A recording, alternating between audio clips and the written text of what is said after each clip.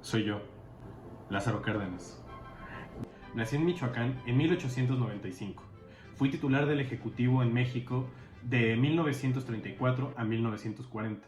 Durante el tiempo que desempeñé dicho cargo, me dediqué a llevar a cabo un tipo de política muy particular, conocido como la política de masas. En México ya había existido durante la Revolución, pero la clase revolucionaria se alejó de la clase obrera y campesina. Es por eso que yo empecé a incentivar a la organización en todos los grupos sociales. Aquí les presento un poco de lo que yo hice en mi plan seccional al respecto.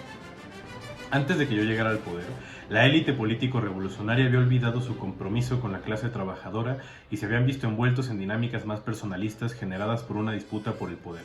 Así que desde que fui gobernador de Michoacán, me dediqué a brindar las herramientas suficientes a los obreros y campesinos para que ellos mismos pudieran organizarse y ellos lo hicieran bajo el velo de la Confederación Revolucionaria Michoacana del Trabajo. Fue así como bajo esta política de masas se comenzó a crear una especie de conciencia crítica de la revolución que giraba en torno a mi figura, el cardenismo. Mi objetivo desde que fui gobernador de Michoacán era convertir los intereses de la clase trabajadora en los intereses más generales del Estado. Yo siempre fui fiel creyente de que la conducción del Estado no debía llevarse a cabo solo por un grupo de técnicos hábiles, sino que cada lucha particular debía de ser conducida por una estructura emanada de aquellos que padecieron las desventajas y los abusos del empleador o del mismo gobierno. Eran ellos quienes debían articular sus demandas a través de la organización. Como diría Arnaldo Córdoba al escribir sobre mí en un futuro, constituir políticamente a las masas, para el cardenismo, la forma natural que adquiría la reivindicación del papel que aquellas jugaban. Así como señala Córdoba, mi objetivo era que ellos consolidaran un frente único que les protegiera de los vaivenes políticos individualistas, para al mismo tiempo incluirse en la dinámica del Estado y así convertirlos en elementos clave para toda aquella persona que aspirara a obtener un cargo de representación popular. A pesar de querer hacer política construyendo desde abajo, sabía lo necesario que era lograr consensos con la clase política del país, por lo que una vez que llegué a la presidencia, gracias al apoyo del líder revolucionario anterior a mí, Plutarco Elías Calles, comencé a fortalecer antiguas alianzas políticas que me permitieran luchar contra la talante personalista que seguía manteniendo el callismo a lo largo del país. Gracias a esto y al apoyo de las masas cada vez mejor constituidas e incluidas en la maquinaria del Estado, logré consolidar un grupo hegemónico que me brindara de la suficiente fuerza para fortalecer la figura presidencial y así debilitar a Calles, quien llevaba tiempo moviendo los hilos tras el poder.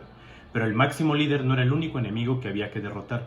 Una nueva oposición comenzó a surgir entre todos aquellos que se habían visto beneficiados de la división proletaria y campesina.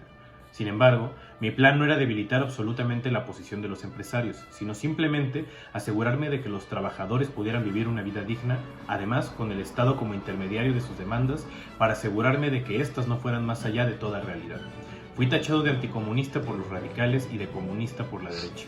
Pero al final mi idea era crear un movimiento popular que dotara de herramientas organizativas a las masas para dejarlas mejor posicionadas. Era consciente de la lucha de clases, pero no por ello creía que ésta fuera necesariamente perpetua e insoluble. Mis deseos de organizar a los grupos más históricamente desprotegidos no quedaba únicamente en los obreros y campesinos.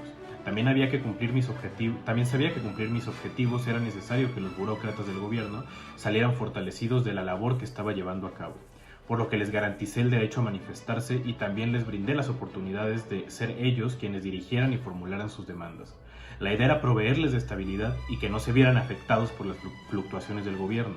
Incluso incentivé la organización patronal y militar.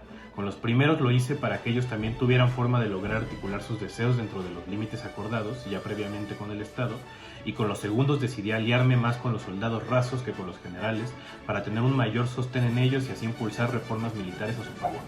Nunca olvidé que los soldados eran también personas cuyas condiciones de existencia eran complicadas.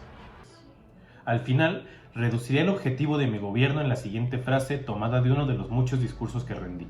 Toda unidad que no se logre por un movimiento dimanado de las organizaciones sociales del trabajo resulta ficticio y retardar la emancipación proletaria. Ya para finalizar agregaría que mi estrategia era lograr una emancipación generalizada guiada por el Estado, no tal cual focalizada en un grupo social, aunque sí teniendo a aquellos a quienes la revolución les estaba más directamente en deuda como prioridad.